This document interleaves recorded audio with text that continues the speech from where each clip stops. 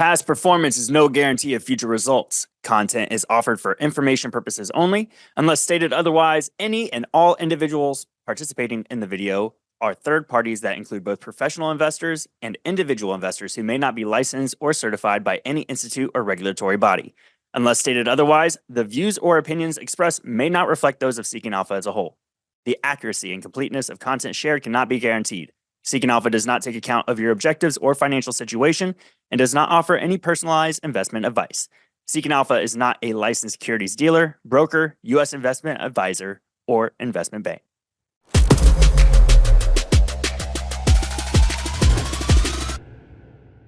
Hey everyone, welcome to a brand new episode of ETF Spotlight. Today we're joined by Leo Nelissen, part of the iREIT and Hoya Capital clan here on Seeking Alpha.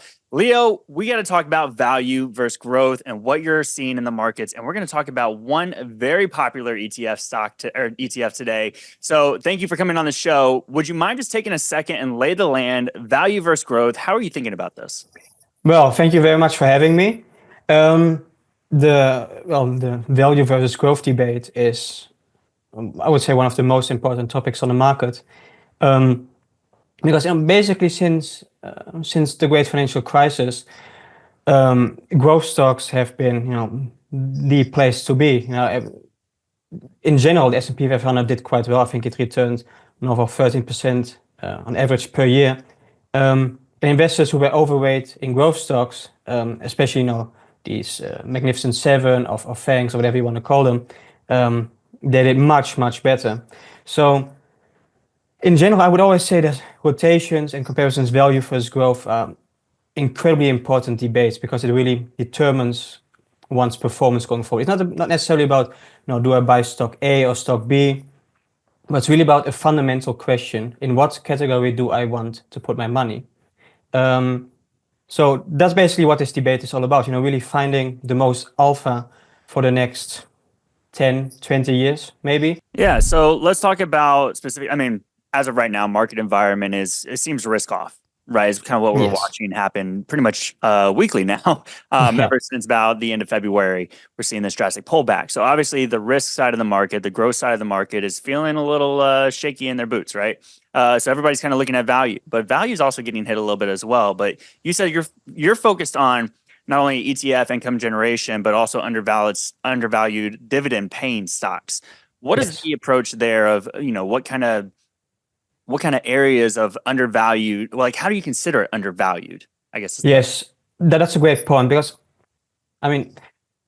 it's always tricky, how do we define growth and how do we define value?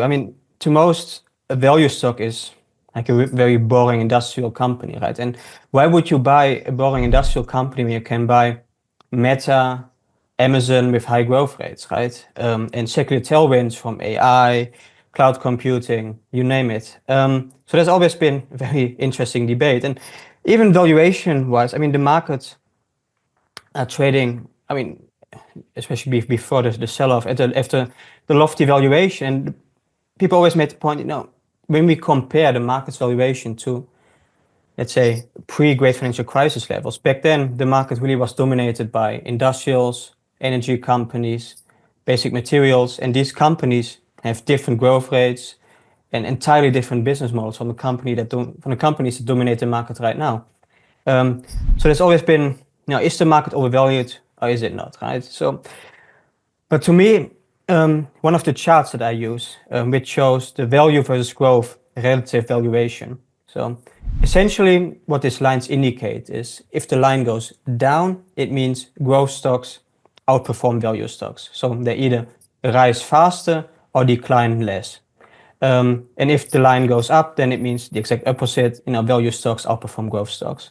After the dot-com bubble, until the great financial crisis, value stocks did much better. Even though, even the growth stocks back then obviously had higher growth rates and more interesting business models, but value still outperformed back then. And I would say this is based on a lot of factors, including macroeconomic developments. Because in an environment where, let's say, inflation interest rates are above average, and above average is a little bit vague, but in general, higher than one might expect, it becomes more interesting to invest in companies with not necessarily lower growth rates, but higher, lower PE ratios. Because what you're doing when you deal with growth stocks is you discount future profits. It's all a risk reward thing that is, exacerbated by factors like expectation that inflation is going to be higher for longer, interest rates are probably going to be higher for longer. So it's really people Well, find value in value stocks. Yeah, let's talk about that specifically. Interest yeah, rates being higher for longer, because as we know right now, the administration is focused on the 10-year yield. yes, They've made it very, very clear. And even currently, we've seen some pullback in the 10-year yield. And here on this chart, I mean, I don't know if they're trying to push the Fed to cut or if they're trying to do it by other means. The market seems to have an opinion on that. But your value versus growth in different interest rate environments chart here, can you show us kind of what that's showing? Because it looks like, if we pull back under 4% on the 10-year, you kind of want to be back in growth and risk on. yes, exactly.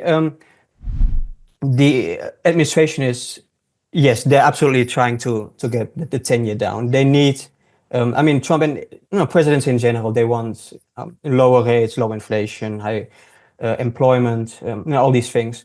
But it's not that easy because inflation has become really ingrained in the economy, and this usually happens once inflation rates go above 6%, which happened in 2021 and 2022.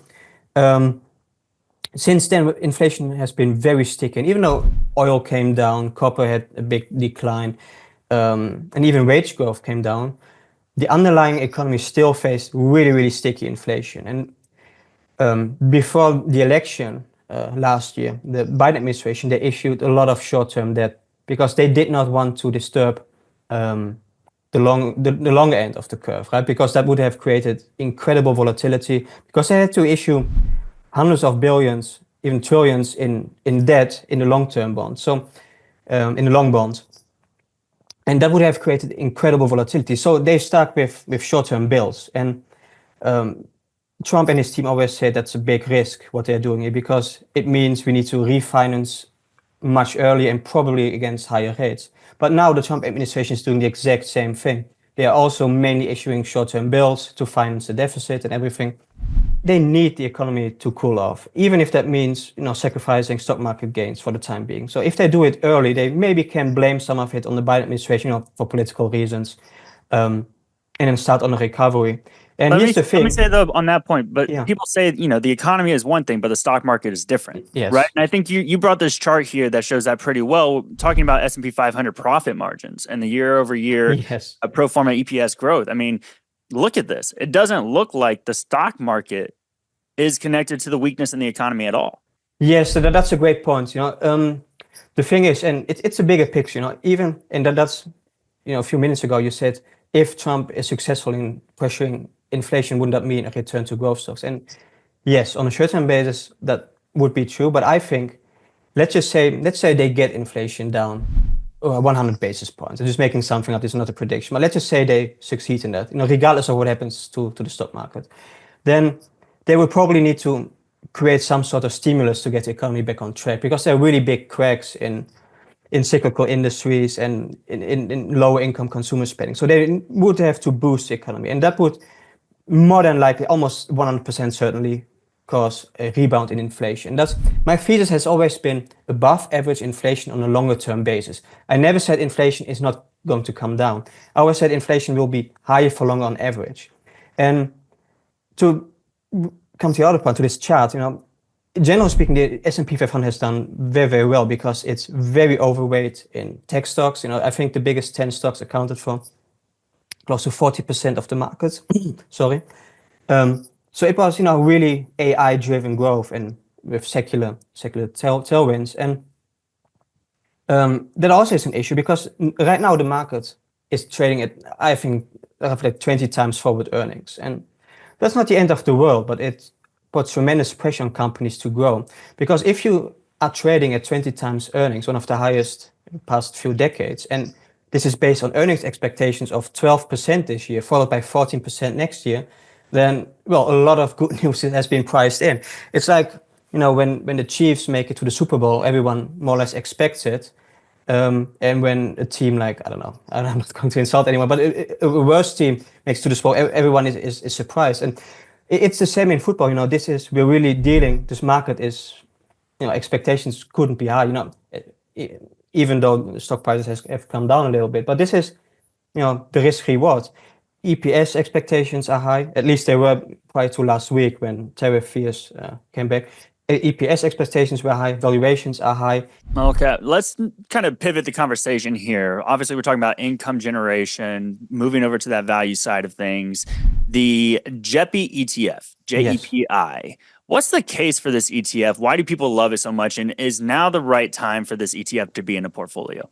Yeah, I mean, for the record, for everyone listening, I cannot buy JEPI because I'm not a US citizen and I cannot buy non-UCITS ETFs. But I always liked the strategy, and many people did, because right now it has a yield of 7%. And dividend investors, generally speaking, like income.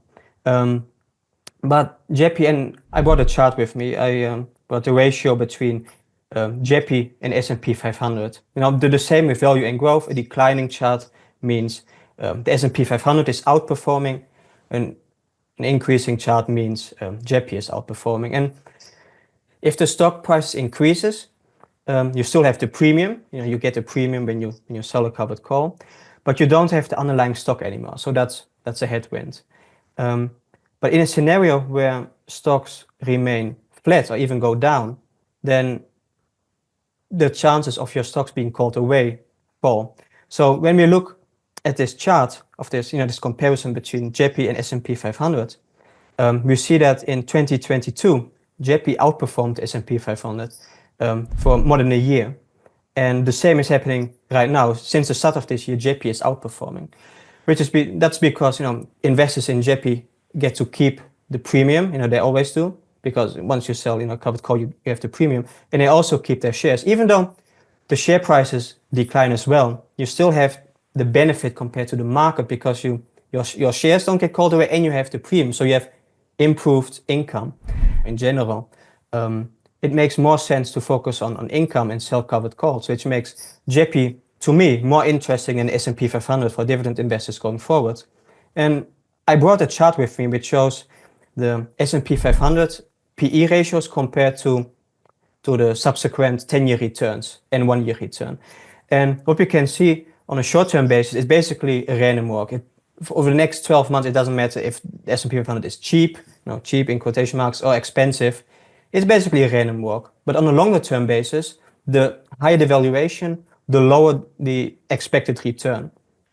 And at current levels, we are basically dealing with an expected annual return between 0 and 4 to 5%, which isn't the end of the world, but it's very unfavorable compared to what people have been used to over the past 15 years. And in this environment, I think it makes sense to generate additional income from selling covered calls. And because most people shouldn't be trading individual stocks or even engaged in risky options, because in the end, dealing with options and derivatives is risky. So I think an ETF like JEPI, which is actively managed, has a low expense ratio of less of 0.35%. Now, you had mentioned 2022, right? And Yes. I think we all kind of remember the bear market pullback in tech during that time. Is this strategy as simple as, if an investor thinks that a bear market is coming, they get into JEPI? If they don't, they go back to SPY? Well, it's not necessarily a bear market. I mean, if you own JEPI and a bear market hits, you're still going to lose money, at least on paper, right? You still get the income, but the underlying stocks go down. So it's not in any way a risk-free investment that gives you 7% per year. It just has a better risk reward than the S&P 500 if stocks go down. But I wouldn't necessarily say that it's a tool. So if you expect a bear market, you buy JEPI, that makes sense. But you don't need a bear market. Even if S&P 500 returns remain subdued over the next 10 years, and we don't need a bear market, just really low returns, then the risk of your stocks getting called away falls.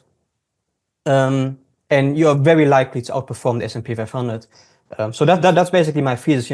I don't bet on certain events. I don't need the stock market to drop 20% or something for my investments to make sense. I just think, from an income and risk reward point of view, that an ETF like JEPI is basically perfect for an environment where high quality dividend stocks have a better risk reward than growth stocks, and longer term total returns are likely to be underwhelming. All right, Leo, thank you so much for all of this great conversation that we just had. I want to encourage everybody, go follow Leo on Seeking Alpha if you're not already completely into the research that you're bringing with us today. Everyone, thank you so much for tuning in to this episode of ETF Spotlight, and we'll see you in the next one. Thank you so much.